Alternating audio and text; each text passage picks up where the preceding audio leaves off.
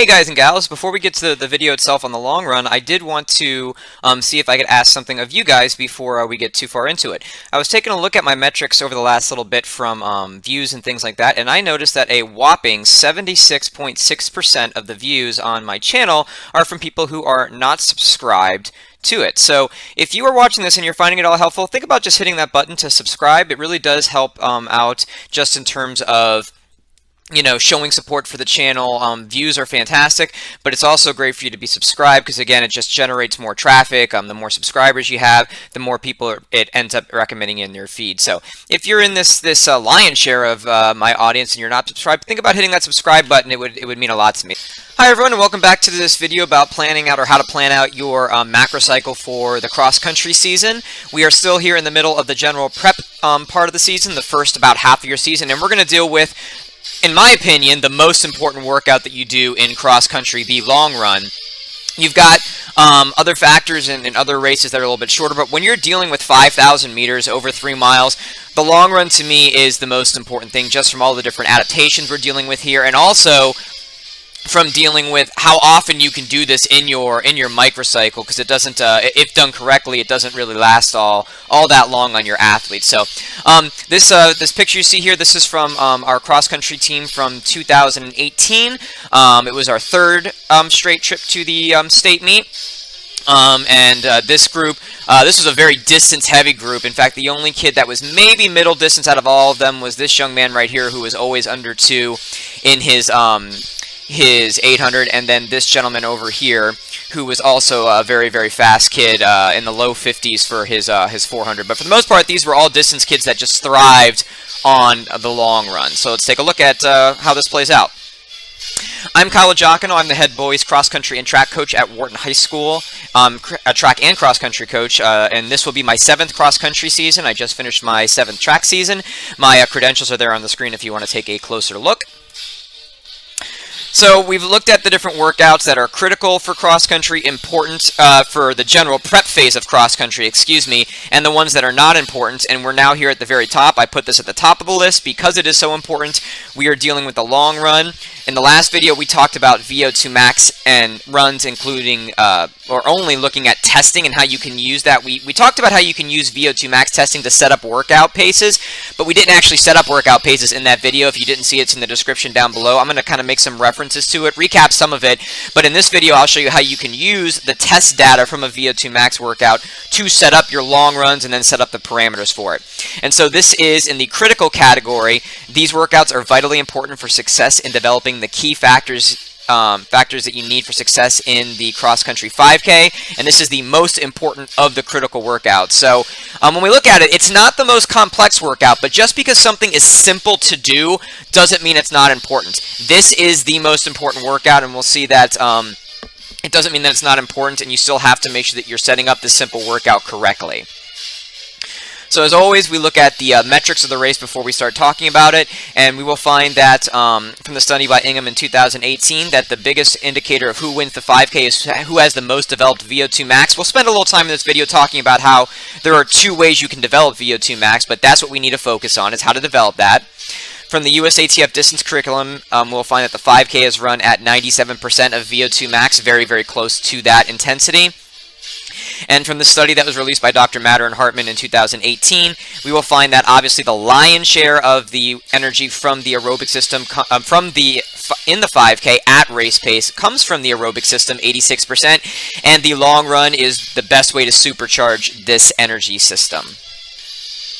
So this is what I mentioned, aspects of VO2 max. There are really 2 ways that you can improve your overall VO2 max from the different workouts. So when we're looking at the long run, we're really dealing with, and more general type aerobic work, we're dealing with central VO2 max improvement, okay? So central VO2 max, or how you can increase your body's ability to maximally use oxygen, use more oxygen all the time. It's kind of improved from any general aerobic workout done for at least 20 continuous minutes. That is the key. The reason being is after working out aerobically for 20 continuous minutes, and I say aerobically because you can't work out anaerobically for 20 continuous minutes. You can't even work out at VO2 max, the fastest aerobic pace, for 20 continuous minutes. So we're dealing with lower intensity stuff, your low to medium intensity workout. Your body releases, specifically from your heart, a protein-like hormone called endothelial, which makes a ton of the aerobic improvements, adaptations we're going to look at a little bit longer, bigger heart, more capillaries. If you don't go for 20 minutes, once you're in shape, your first time running, this isn't the case, but once you're relatively in shape, you've been running for a couple weeks, if you're not running for at least 20 continuous minutes, you're not going to make these cardiovascular improvements that are so key for improvement aerobically. So this includes intervals, so you could be doing a VO2 max workout provided that your heart rate doesn't drop in between. So if you're doing intervals and you have a jog of some kind of active recovery, say you're doing 800s and then you're doing a 2 to 3 minute jog in between, as long as your heart rate doesn't drop below about 120 for more than 30 to 60 seconds, you could actually get this type of development even in an interval type workout. If you're doing a long run, a tempo run, any of these other types of workouts that could be general aerobic fitness, if you have a break, just make sure they're quick, and I'll emphasize that a little bit later. This generally improves central VO2 max as the body increases the ability to move oxygen from the heart outward. This is the central part of central VO2 max. So these are all the adaptations that get blood really from your lungs to your heart, and then your heart gets them out. But really the heart is the choke point. You never really talk about lungs improving in terms of training. They're kind of overdeveloped organs as they are. It really starts with the heart being the choke point, getting a bigger left ventricle, blood vessels, those types of things. So this is general aerobic work, is all about moving oxygen from the heart outward. And the absolute best way to do this is from the long run, from the adaptations that come from it. Peripheral VO2 max improvement, this is something I could have emphasized a little bit more in the VO2 max testing video, but it's working out at an intensity called aerobic power only, which is 98 to 101% of current VO2 max. So you do a VO2 max test, you're at 100%. You do intervals, which I'll talk about in later videos. That's why you have this narrow window. And because it's so narrow, a lot of times an aerobic power workout will also be called a VO2 max workout because of this tight window. This peripheral VO2 max will not improve if the intensity is slower or faster, because you have to put yourself right at basically almost oxygen depth before your body will improve the structures that are needed. This generally improves as the body increases the ability of the working muscles to extract oxygen from the blood to use in mitochondria. And we did emphasize this in our previous video down in the description about VO2 max testing. So central VO2 max is about moving the oxygen from the heart outward. Peripheral VO2 max away from the heart is about how those working muscles, your legs, specifically in this type of work, can take the oxygen off the blood as it's already moved away from your heart, and then it can be used by the mitochondria. That's from developing something called myoglobin. The best way to improve this is running right at current VO2 max, which we'll talk about in a later video. So the things that improve central VO2 max are the ones that are highlighted here. These are overall aerobic improvements. You get more aerobic enzymes which help improve your ability to create energy with the aerobic system, the Krebs cycle, and mitochondria. This improvement, that's more than 20 continuous minutes, you get a bigger heart. Specifically, really what gets bigger is the left ventricle, which is that pump that moves everything away from your heart. So that's the central VO2 max playing out. You get more muscle capillarization, so if you have more capillaries in the working muscles, you can move more blood to those working muscles. You can double the amount of blood vessels in a working muscle your first year training, and then it does slow down with more years subsequent training, but this is critical because if you can double the amount of blood flow, you can double the amount of oxygen that could eventually get into the working muscles. You get more mitochondria at this intensity. These low intensity workouts that we're going to look at, mitochondria thrive in this intensity. Mitochondria is the powerhouse of the cell because it is the aerobic engine of your cells. You also develop overall more blood. You can get about an extra ½ liter to liter of blood with 6 months of training, so that helps move more oxygen. And your red blood cells just overall improve, okay? Adaptations of the aerobic system are structural in nature. They build body structures and require a lot of time to fully develop. That's why the general preparation phase, which is all we're talking about here, is the beginning of the season and takes twice as long as the other energy systems to enhance. Other adaptations of the long run. So we were just looking at the aerobic system or the circulatory system, you also get muscle improvements. Slow twitch muscle fibers or aerobic muscle fibers are enhanced. They actually, new research has found that they can actually get, with 6 months of training, up to about 9% bigger, so that's hypertrophy. We don't really want distance runners to get a lot bigger, but that does show that slow twitch muscle fibers are enhanced with the long run or the low intensity runs. We talked about increased capillaries, but that's also musculature in nature, not just circulatory or aerobic. This is also musculature, increased mitochondria. And this is something that is not, this is something that's on the muscular system and the metabolic system. It's increased running economy. Your body is using less energy getting from one place to another. So it's muscular system because as your muscles get more trained, they use more of the energy. It's like kinetic energy versus the elastic energy and that kind of thing. And just running, especially running long, improves that in the muscles. Metabolically, as you do these types of long runs or aerobic training, your body will store more fat close to the working muscles, which is what one of the two main fuel sources you lose at low intensity aerobic threshold easy type runs. You also store more glycogen, which is stored glucose, stored sugar, which is usually for faster intensity is what you want to use it mostly for, but your body uses this and fat evenly. I actually did a whole video on fuel sources in the description down below if you want to take a closer look. And your body can also use this at better intensities too. More enzymes, that is metabolic in nature also. Volume and activity, and also increased running economy, because if your body can produce more energy with less fuel, that is now why this running economy is also on the metabolic bullet point here.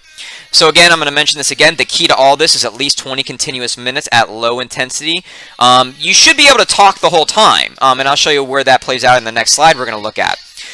Always think about this. On the long run, the volume is the intensity. You're trying to train the volume on these days.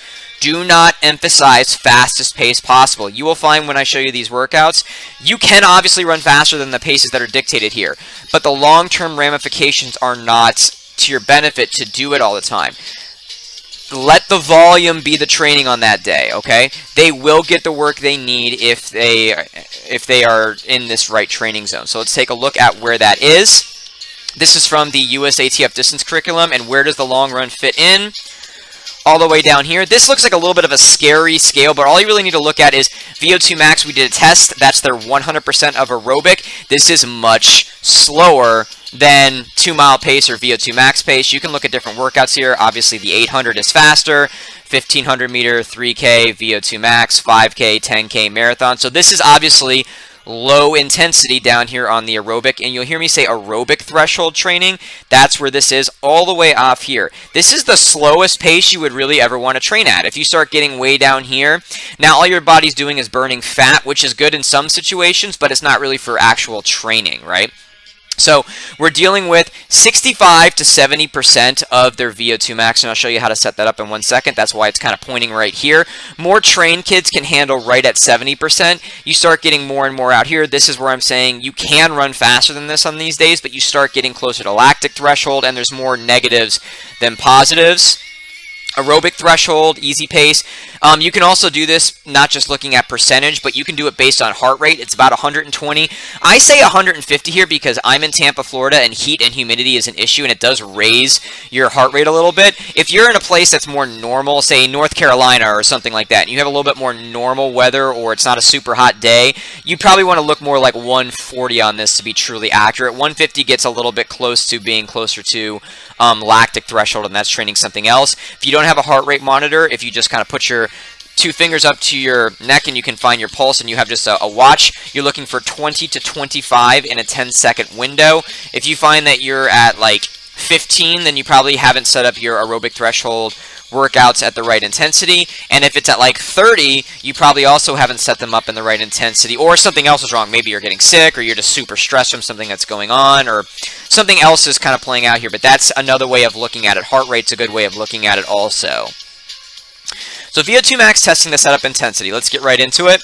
So in the previous video, we talked about a couple different protocols. I'm going to look at the 2 that I use a little bit more regularly. The Astrum protocol, which is where you run 2 miles to exhaustion, your best 2 miles. And let's say that you have a kid that goes out and they run 10:30. Okay, so that's where you've done your test. How do you use that to set up workouts?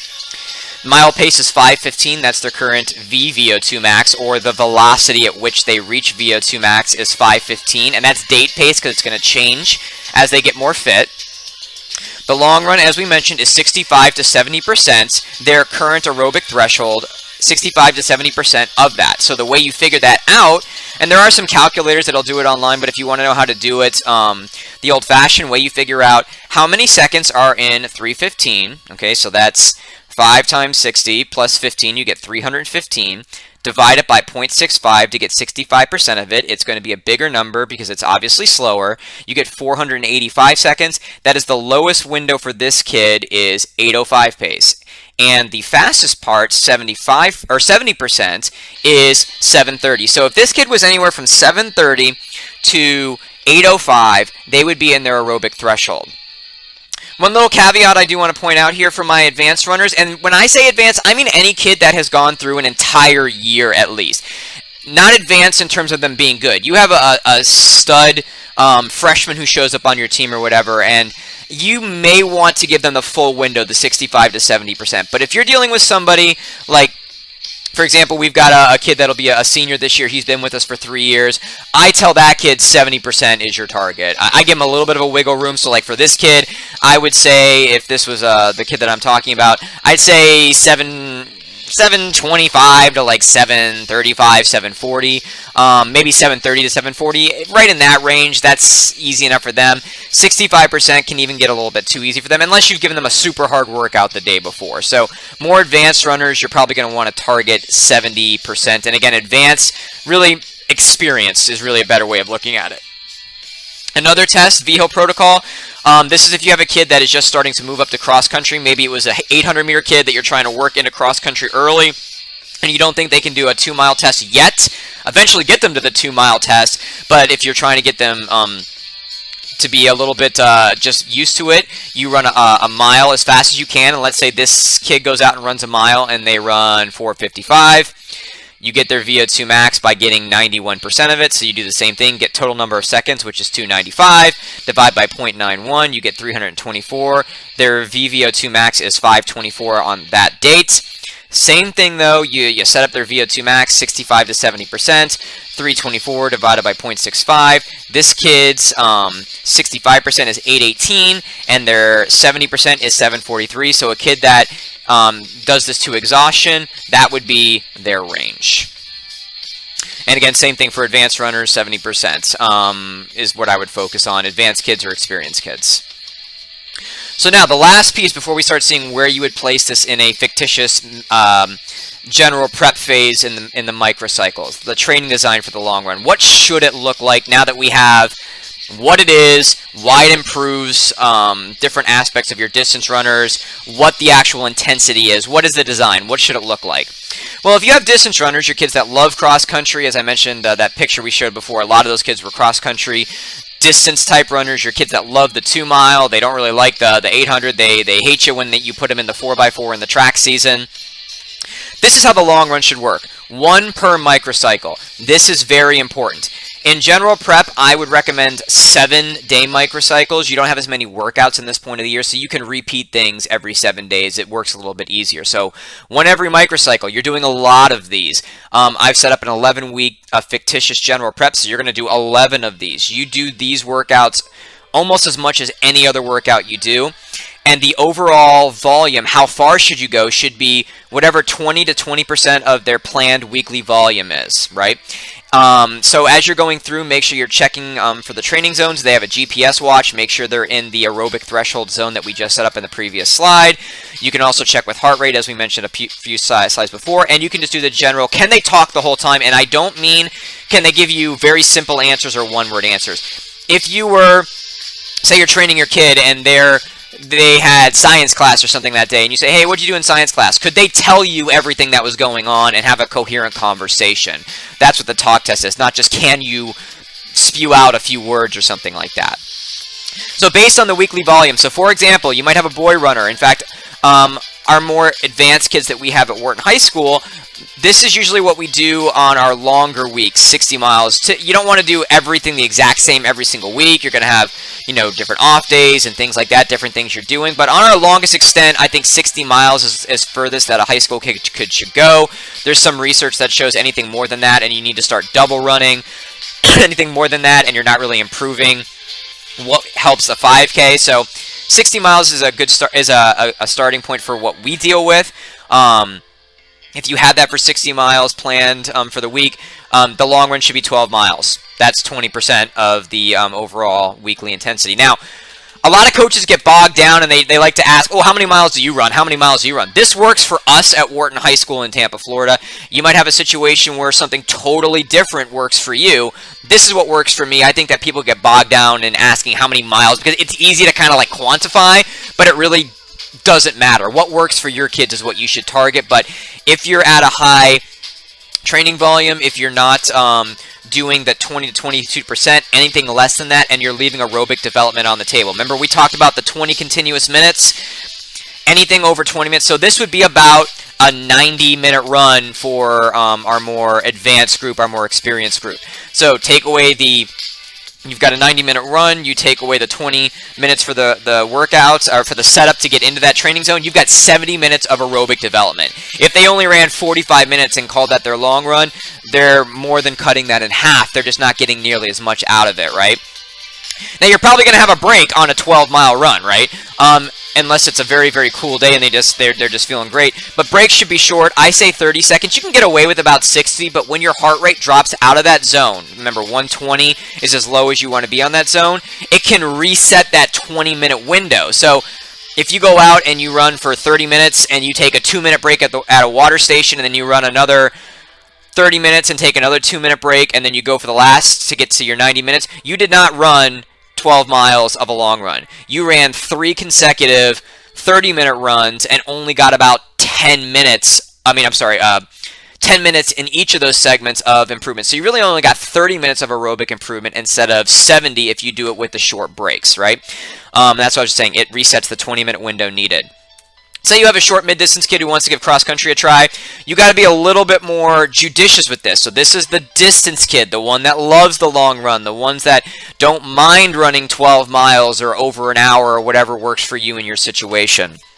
What you're going to want to do is you're going to need to sort of play it by ear a little bit more with them because you're dealing with not their strength, right? You still want to have 1 per microcycle, but you need to shorten things up based on your kid. I would aim for about 45 minutes. You need to get them up to that point, and same thing, any break should be short.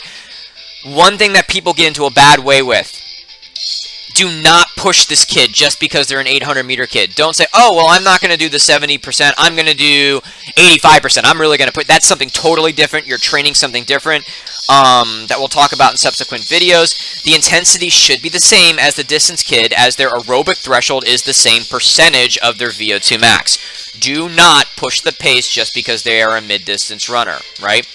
That would only serve to wear them out. And it can actually, you talk about kids, then they say, I don't want to run cross-country because it takes away my fast twitch. The slower workout intensity does not do that, the aerobic threshold, right? There are some workout intensities, tempo runs and things like that, that a lot of these kids sometimes default into because they don't know how to run slowly enough, that can do what's convert fast twitch type 2 muscle fibers, the one that can act fast or slowly, to act more like slow twitch aerobic running. So aerobic threshold does not do that, right? It's only if you push it too fast with these kids that can happen.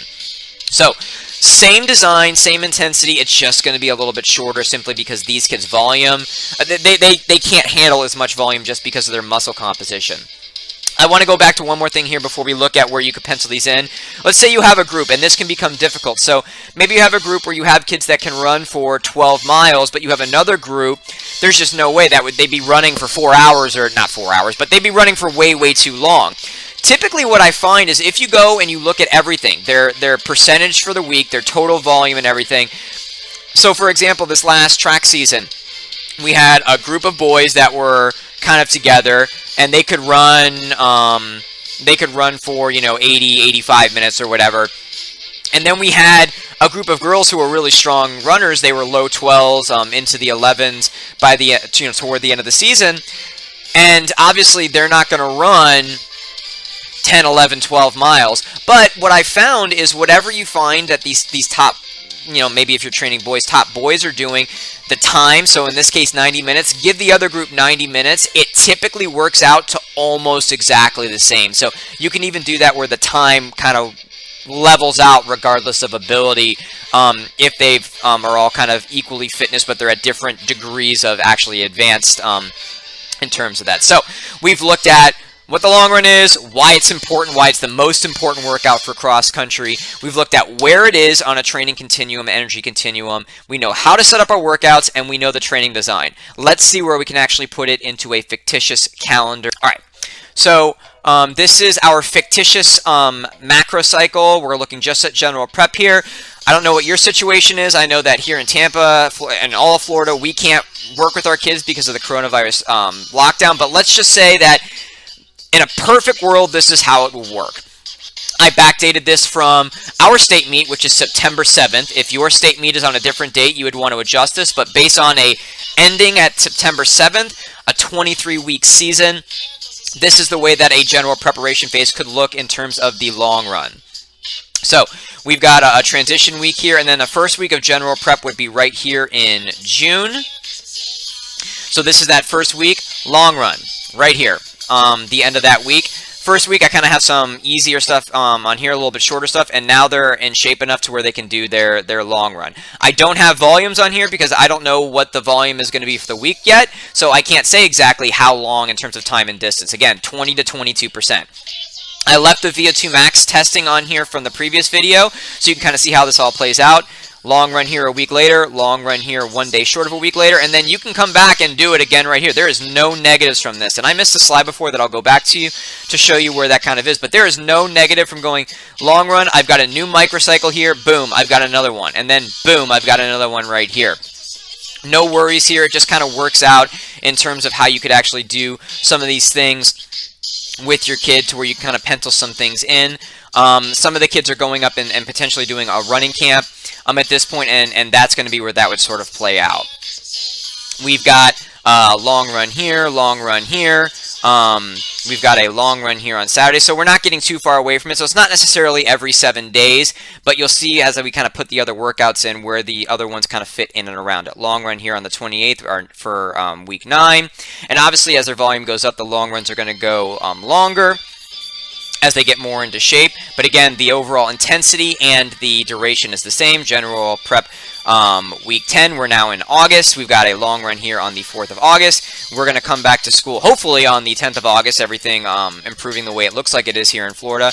Second day, we've got a long run here, second day back from school. I didn't put any long runs in here because we'll talk about that in specific prep and how it fits in and around other things, but that's the way it all works. As I said, we've got 11 weeks of general prep and we've got 11 long runs. So one thing that I forgot to mention when I was showing you guys the training design for the long run was this last little bit, which is, if done correctly, the long run requires only 24 hours of recovery, which, you know, the long run is the longest, you know, it's got the most volume on any one day, but if it's done correctly because of the low intensity nature, you can do 1 a week, no problem. You really shouldn't do more than 1 a week, then it really becomes something totally different and your volume really gets super high. But the idea being is, if done correctly, you should have no problem. As we said, I've got on this fictitious general preparation calendar 11 weeks, and there's 11 long runs in there because there should be no problem getting 1 into every single week at this point of the year when you're just trying to build volume and the aerobic system is even more so king than it usually is in this type of race. So it only takes 24 hours to recover. Fatigue is mostly central nervous system in nature. If you've ever been done with a long run and you kind of feel kind of loopy and just sort of a little bit, just like you're floating a little bit, and that's because of all the central nervous system fatigue, all of the muscle firing, like I said, your central nervous system just telling your body to take as many steps as you are in that long run. It's just very fatiguing in that nature, but that wears off relatively quickly, 12 to 24 hours. Some of the other workouts, if you were to go, say, faster and do a different type of workout by going too fast, faster than your aerobic threshold, there's going to be other things that get fatigued outside of the central nervous system, and then you would have to extend out this. It's not that those are bad, it's just that when you're doing a long run, this is what you're trying to do, right? You're trying to train the overall general aerobic system for all the adaptations we've talked about previously, okay? As I said, makes placement extremely easy. You can do this after any workout. You want to make this the day after a VO2 max test. Beautiful, do it. After a meet later on in the season, great thing to do a long run right there. Get all that stuff out of your system. The leftover, well, there won't be lactic acid left over at that point, but just the inflammation, just get your body moving. It's a great thing to do because it's so low intensity. Now, the other thing you can do by not doing it correctly, going too fast, is usually what happens, but you can also go too long. So let's say you've got a group of kids, maybe you're at 45 miles for that point in the season, you're still building or whatever, and you're like, guys, you're going to go out and go 9 miles, say 65, 70 minutes, something like that. And they come back and you've got a group of kids that are all fairly close in their VO2 max, so their aerobic threshold is about the same, and they say, Coach, we felt great, and we decided that we were going to go 11 miles that day. Well, now instead of going 20 to 22% of their weekly volume, they've gone 28, 29, 30%, whatever it ends up being with your volume for that week. And it's going to take longer for you to recover because of the fuel sources are getting used, and there's more contacts. There's just all these different things that you don't want to do too much. Just enough is always just enough. I always talk about, with my kids, the Goldilocks effects. If you're trying to do a long run, the perfect way to do it is 20 to 22%, right at your aerobic threshold. If it's an experienced group, right at 70%. If they're less experienced, 65 to 70%. Do this often in your microcycle, the most important workout for a cross-country runner. And even if you're in the track season and you're looking at this, doing 3,200 meter, 1,600 meter, this is probably the second most important workout at that point of the season. So it's either 1A or 1B, regardless of what part of the training system you're in, because of all those amazing adaptations we talked about earlier. So if you like this video, please think about liking or subscribing. As I mentioned at the beginning of this video, please think about hitting that subscribe button if you are somebody who's seen a video or two and you thought it was helpful. If you did also find it helpful, please share it around with other people who might also find it helpful. If you have any questions or comments, please ask them in the description down below. I also mentioned there's some videos down below from previous workout videos that are sort of related to this one, as well as the fuel source that I mentioned earlier on. Check those out if you're at all interested. And until next time, next video we're gonna do in general prep is how to do recovery runs. Very similar to the long run. It's just where do you put them in? What's the design of doing a recovery run? A similar pace as a long run, but shorter. What's the idea behind it? How does that kind of work in the general preparation phase? So until next time, this has been Coachy TV.